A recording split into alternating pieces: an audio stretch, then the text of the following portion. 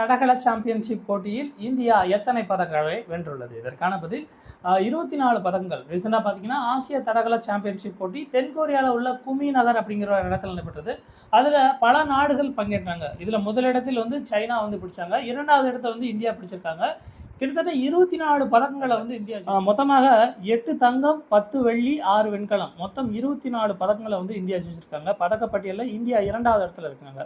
முதலிடத்துல சீனா இருக்கிறாங்க. ஆடவர் 200 மீட்டர் ஓட்டப்பந்தயத்தில் ஒடிசாவை சேர்ந்த அனிமேஷ் குஜூர் அப்படிங்கிறவங்க வெள்ளி பதக்கம் ஜெயிச்சிருக்காங்க. இது ஒரு புதிய தேசிய சாதனையாக பார்க்கப்படுகிறது. யூ கார்டர், அதாவது நம்ம ட்ரெயினாக இருக்கட்டும் சரி, இல்லை ரோடாக இருக்கட்டும் சரி, அதை வளையக்கூடிய அந்த பெண்டான இடத்துக்கு பேர் தான் யூ கார்டர் அப்படி சொல்கிறோம். அப்படி அந்த யூ கார்டர் இந்தியாவிலே மிகப்பெரிய ஒரு யூ கார்டரை வடிவமைச்ச நிறுவனம் இது, மெட்ரோ நிறுவனம் இது. இந்தியாவில் பல இடங்களில் மெட்ரோ நிறுவனம் இருக்குது. ஃபஸ்ட்டு மெட்ரோ நிறுவனம் உருவானது கொல்கட்டாவில் தான்.